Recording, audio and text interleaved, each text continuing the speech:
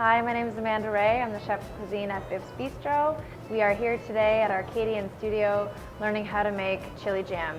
For this recipe, we'll need some roasted red peppers, diced Anaheim peppers, roasted tomatoes, garlic, ginger, and turmeric, onion, brown sugar, red wine vinegar, cumin seed and mustard seed, and some olive oil. We have done a few things ahead. We roasted off some peppers, and we also roasted off some Roma tomatoes. Once they're roasted, you want to peel the skins off and take the seeds out, which is very easy to do. Often when I roast the peppers and they come out of the oven, I'll put them in a bowl and cover them with some saran wrap, just so they sweat and it makes them easier to peel. When you're roasting red peppers, you just need a little bit of olive oil and seasoning, and you're going to put them on a baking tray just in an oven that's about 350 degrees.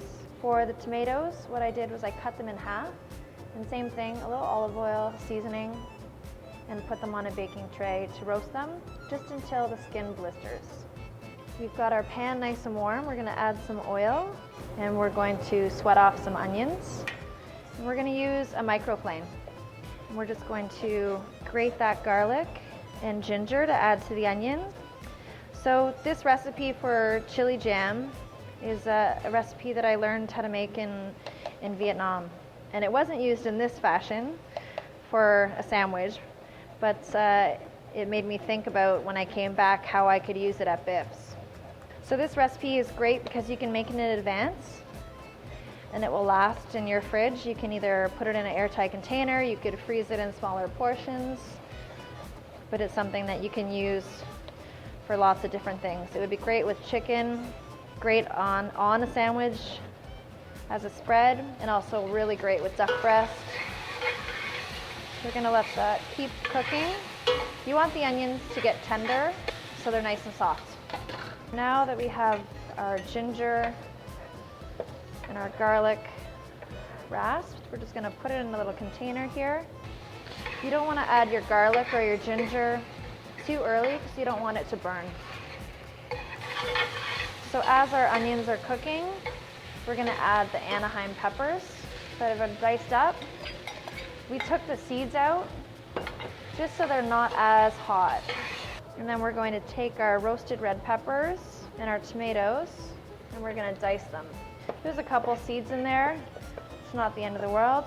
We're going to keep all that juice from those roasted vegetables. We're going to add some of that liquid. Next, we're going to add the brown sugar just to caramelize. Right here in this pan, we have some spices. We have cumin and mustard seed.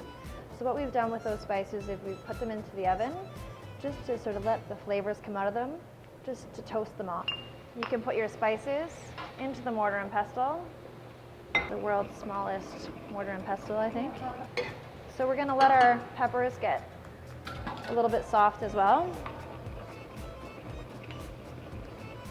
And ta-da, we have beautiful cumin and mustard seed all ground up. Give it a stir.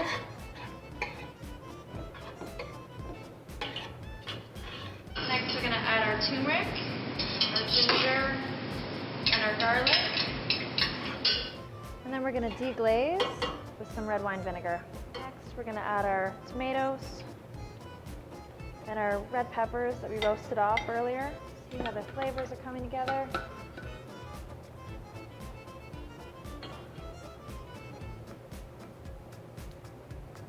Delicious.